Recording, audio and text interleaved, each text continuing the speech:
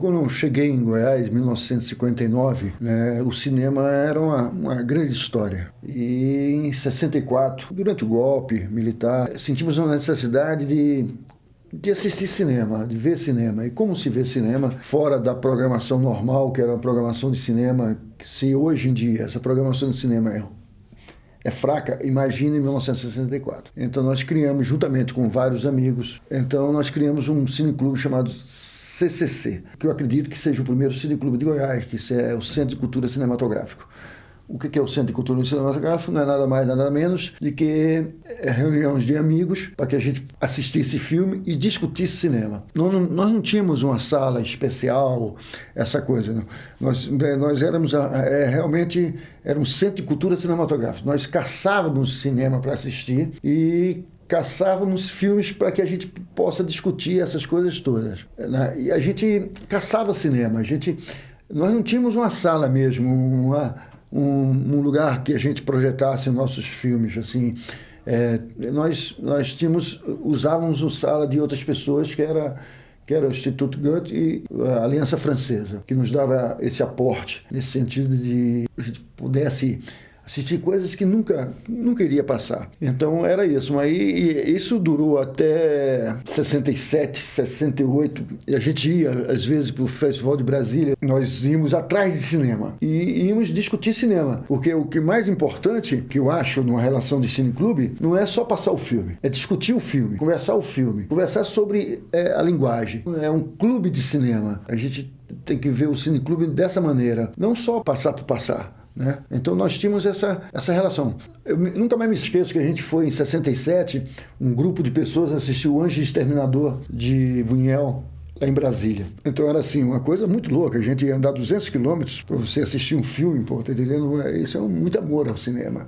Né? Hoje em dia o cara não anda nem 100 metros para assistir um filme, quanto mais 200 quilômetros. Então nós fazíamos isso, nós descobrimos um cinema que ficava na Fama, Cine Fátima, e de vez em quando ele passava um clássico. E a gente tinha uma pessoa que caçava esses filmes. Isso era muito interessante. Naquela época, nós vivíamos uma ditadura militar violenta. Qualquer reunião, qualquer movimento em falso, significava que nós queríamos derrubar o governo. E, na realidade, nós queríamos mesmo derrubar o governo, não tinha dúvida.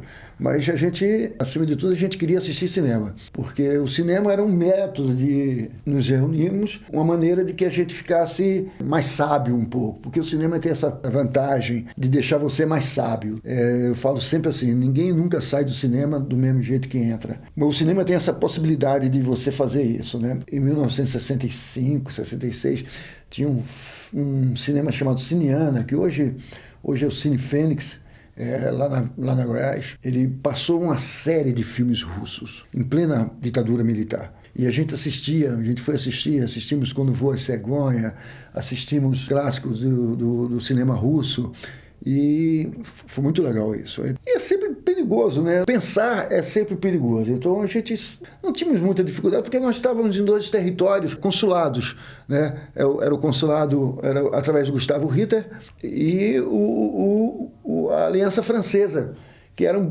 focos de resistência, nesse sentido que as pessoas também não iam lá nos perturbar, tá entendendo? Eu nunca me senti perturbado diante desse fato de a gente estar fazendo reuniões e vendo cinema. Nunca tivemos problema nenhum, graças a Deus. Em 68 eu fui preso como movimento estudantil. Aí eu tive que sair de Goiânia, fui embora.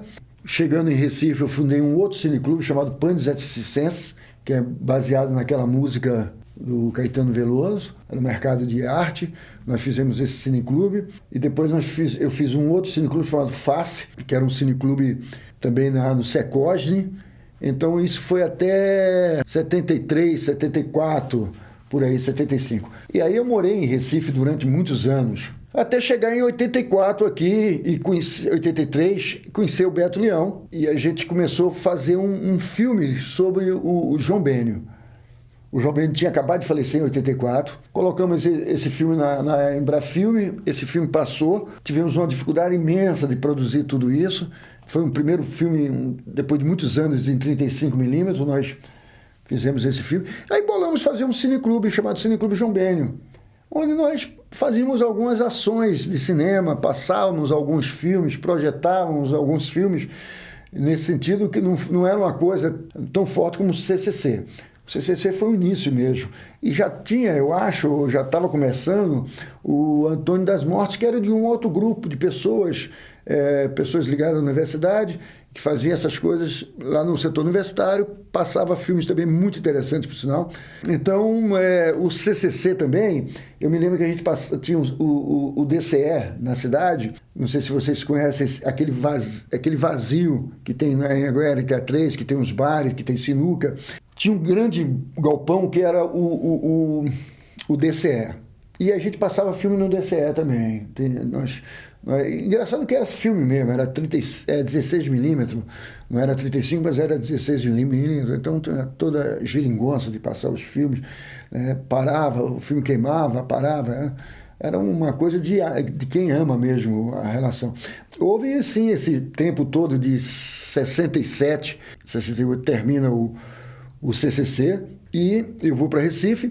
Na volta, a gente funda o Cineclube João Bênio, que era uma coisa muito mais do Beto Leão, na realidade, uma vontade do Beto Leão, do que a minha vontade. Minha vontade era fazer um filme sobre o João Bênio, que se chamava O Pescador de Cinema, porque o João Bênio era pescador, fazia cinema, foi o cara que fez o primeiro filme longa em 35mm aqui em Goiás, e aí eu fiz um filme sobre ele, porque ele morre em 84 de câncer. E ele era um cara muito interessante, o João Bênio era um artista muito revolucionário. Então eu fiz uma homenagem a ele, e nós fizemos uma homenagem ao Cineclube João Bênio.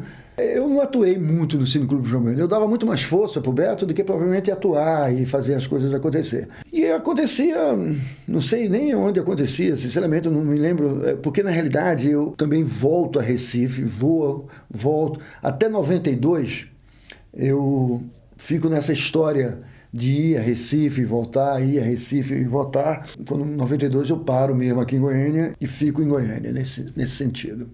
A relação de quando você parte a ver cinema e parte para discutir cinema é uma coisa muito legal nesse sentido, porque te dá um embasamento muito forte. Essas são as oportunidades. Hoje eu faço cinema, né? Hoje eu trabalho com cinema, não tenha dúvida. Eu não sou funcionário público, não estudo cinema. Estudo cinema no sentido que eu vou ao cinema e estudo cinema. Eu acho, toda vez que eu vou ao cinema, eu entro na sala de cinema, eu estou estudando cinema, não tenha dúvida.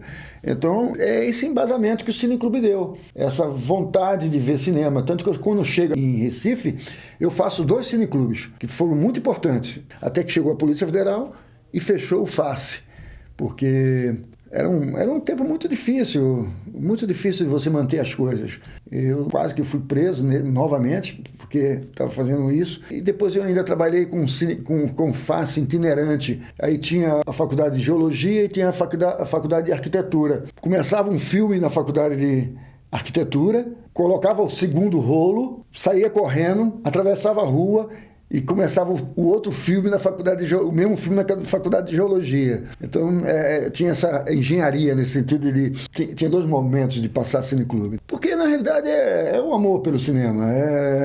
Quando você passa cinema, quer dizer que você também tem um amor pelo cinema. Não é só, eu vou ter um cineclube por ter um cineclube. Né? Mas é ter o amor pelo cinema, passar cinema, discutir cinema. Essa é a função do Cineclube. Hoje eu acredito que não tem uma crítica em Goiânia como tinha com Beto Leão. Beto Leão era um crítico que veio também de Cineclube. Então, o Cineclube te ajuda também essa história de você ter essa formação da visão, sabe, do cinema, porque você assiste clássicos, você discute. Quando se discute, conversa sobre cinema, você acaba aprendendo mais, porque você tem uma visão, eu tenho outra visão, o outro fulano tem outra visão, e a partir desse momento a gente faz um pensamento só, tá me entendendo? Esse que é a função dos cineclubes. Todas as pessoas que participaram do CCC continuaram amando o cinema, porque essa é a relação também do Cineclube, né? Você amar o cinema, né? E eu fui embora, então eu deixei o CCC para trás. O CCC acho que durou mais alguns tempos e fui embora. E o Cineclube João Bênio cresceu, fez algumas funções extra Cineclube.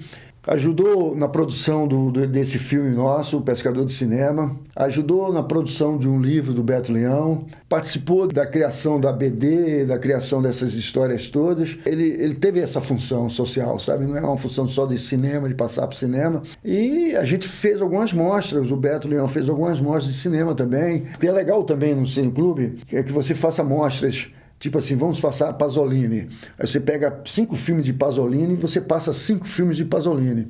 Vamos passar Fellini, vamos passar Ângelo Lima, vamos passar Glauber, vamos passar filmes de Oscarito, Grande Otelo, discutir a chanchada brasileira.